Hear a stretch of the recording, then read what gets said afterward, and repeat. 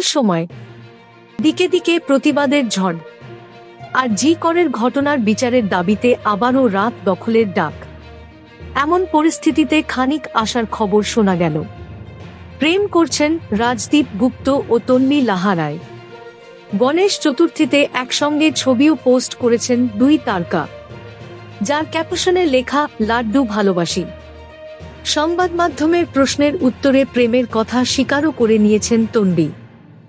বেশ কয়েক বছর আগে বাক্স বদল ধারাবাহিকে একসঙ্গে কাজ করেছিলেন তারকা যুগল, কিন্তু তখন প্রেম ছিল না। অভিনেত্রীর নাকি প্রেমিক হিসেবে রাজদীপকে একদম পছন্দ ছিল না, কিন্তু বিধির বিধান বোধহয় একেই বলে। সময়ের ফেরে রাজদীপকেই মন দিয়ে বসলেন অভিনেত্রী। কিভাবে শুরু হল প্রেমের এই গল্প? প্রশ্নের উত্তরে অভিনেত্রী জানান, তাদের দুজনের জীবনেই মায়ের ভূমিকা অপরিসীম, কিন্তু প্রিয় এই মানুষটিকেই হারিয়েছেন।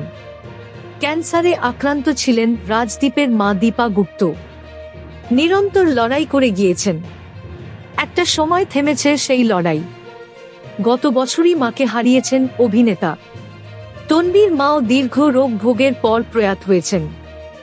মায়ের মৃত্যুতে ভেঙে পড়েছিলেন রাজদীপ। তন্বীরও একই অবস্থা হয়েছিল চলতি বছরের মে মাসে। মৃত্যুর শূন্যতা বিরাট আকার ধারণ করেছিল। এমন পরিস্থিতি তাদের একে অন্যের প্রতি নির্ভরশীল করে তোলে।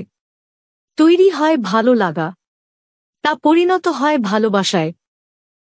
Thank you so much for watching our videos. Please do like, share and subscribe our channel.